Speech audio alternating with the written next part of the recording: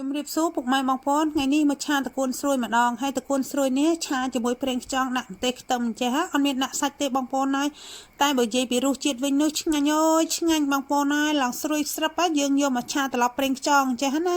ឆ្ងាញ់ណាស់បងប្អូនតោះចង់ដឹងថានេះខ្ញុំធ្វើរបៀបណាកុំភ្លេចតាមដានទស្សនាវីដេអូរបស់នេះខ្ញុំដូចតទៅ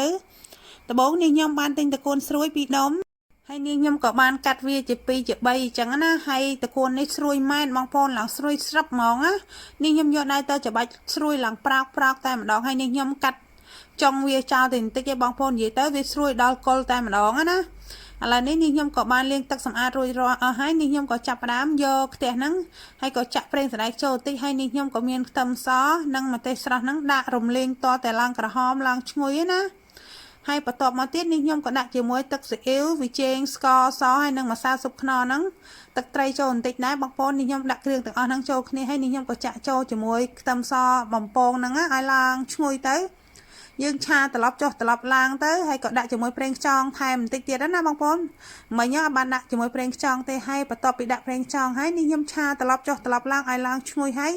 ក៏យកតកូនហ្នឹងមកដាក់តែម្ដងបងប្អូនហើយពេលដែលដាក់តកូនហ្នឹងទៅហើយនេះខ្ញុំក៏ឆាត្រឡប់ចុះត្រឡប់ឡើងបងប្អូនតកូននេះខ្ចីល្អណាស់ហើយអាតកូនឆាប្រេងខ្យងហ្នឹងណាបងប្អូនយកតកូនចិនមកឆាអត់ឆ្ងាញ់ទេណាតើតែតកូនស្រួយនេះបងប្អូនយកមកឆាបានឆ្ងាញ់ហើយរសជាតិនោះវាឆ្ងាញ់មែនបងប្អូនវាចូលជាតិទន់ល្មើជាមួយទឹកប្រេងខ្យងដែលយើងឆាដាក់គ្រឿងក្រៅហ្នឹងនេះខ្ញុំបានដាក់ជាមួយខ្ទឹមរំលីងតិចដែរបងប្អូនខ្ទឹមសរំលីងណានេះខ្ញុំក៏យកមកដាក់ចូលបន្តិចទៅបងប្អូនឲ្យវាឈ្ងុយឆ្ងាញ់អញ្ចឹងណាហើយក៏ភ្លក់យករសជាតិមកឆ្ងាញ់ទៅហើយតកូននេះពេលដែលបងប្អូនឆាបងប្អូនកុំឆាឲ្យឆ្អិនពេកកាលណាឆ្អិនពេកវាអត់ឆ្ងាញ់ទេបងប្អូនហើយឥឡូវនេះតកូនឆារបស់នេះខ្ញុំបានឆ្អិនហើយនេះខ្ញុំក៏ដួសវាដាក់ថាសណាបងប្អូននេះខ្ញុំទ្របជាមួយស្លឹកចេកបន្តិចទៅនេះខ្ញុំដាក់ថាសជាប់ហើយឆាតកូនថ្ងៃនេះខ្ញុំឆានៅសាទេនេះខ្ញុំរៃលុយគ្នាម្នាក់1500បងប្អូនហើយដូចនេះខ្ញុំប្រាប់តដែលអញ្ចឹងនៅក្នុងវីដេអូរបស់នេះខ្ញុំណាភាគច្រើននេះខ្ញុំរៃលុយគ្នាអញ្ចឹងទៅបានម្នាក់1500ហ្នឹងទិញតកូនហ្នឹងអស់3000យកមកឆាជាមួយប្រេងខ្យងដាក់ជាមួយខ្ទឹមសម្ទេសស្រស់អីចឹងណាហើយធ្វើម្ហូបនេះច្រើនតែធ្វើនៅកន្លែងនេះខ្ញុំលក់បញ្ឆៅនឹងឯងបងប្អូនដោយសារអីនេះខ្ញុំមានគ្រឿងក្រៅគ្រប់មុខនិយាយទៅនេះខ្ញុំលក់លតឆាពេលដែលនេះខ្ញុំធ្វើម្ហូបនេះខ្ញុំមានគ្រឿងស្រាប់អញ្ចឹងណាហើយឥឡូវនេះឆាឆ្អិនហើយនេះខ្ញុំក៏យកវាមកភ្លក់មើលបងប្អូនហើយជាដាក់ចូលមាត់ឡើងទន់ល្មើយហើយសាច់តកូនហ្នឹងឡើងស្រួយស្រាប់ហ្មងណា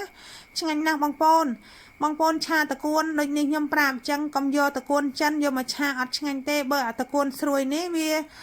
ខ្ចីដល់កុលតែម្ដងពេលដែលយើងយកមកឆាឆ្ងាញ់ហ្មងបងប្អូនចូលជាតិជាមួយប្រេងខ្យងហ្នឹងណាហើយមិនបាច់ដាក់សាច់ដាក់អីទេបងប្អូនអើយវាឆ្ងាញ់អើយឆ្ងាញ់មកថាសហ្នឹងបងប្អូនញ៉ាំឡើងអស់អាលេងនិយាយទៅគ្នា3 4នាក់ទេហើយញ៉ាំជាមួយទឹកគ្រឿងទេណាថ្ងៃហ្នឹងណាហើយថ្ងៃនេះខ្ញុំរៀងតាំងចំហបងប្អូនរៀងកងួរបន្តិចហើយបងប្អូនហើយក៏សូមបងប្អូនអធិស្ឋានផងបើពុកម៉ែបងប្អូនពេញចិត្តនៅវីដេអូរបស់នេះខ្ញុំកុំភ្លេច follow page ឲ្យនេះខ្ញុំម្នាក់មួយផងហើយនេះខ្ញុំក៏សូមអរគុណដល់ពុកម៉ែបងប្អូនតែងតែតាមដានទស្សនាវីដេអូរបស់នេះខ្ញុំតាំងពីដើមរហូតដល់ចប់ហើយនេះខ្ញុំក៏សូមជូនពរឲ្យពុកម៉ែបងប្អូនមានសុខភាពល្អនេះខ្ញុំក៏សូមជម្រាបលាបាយបាយ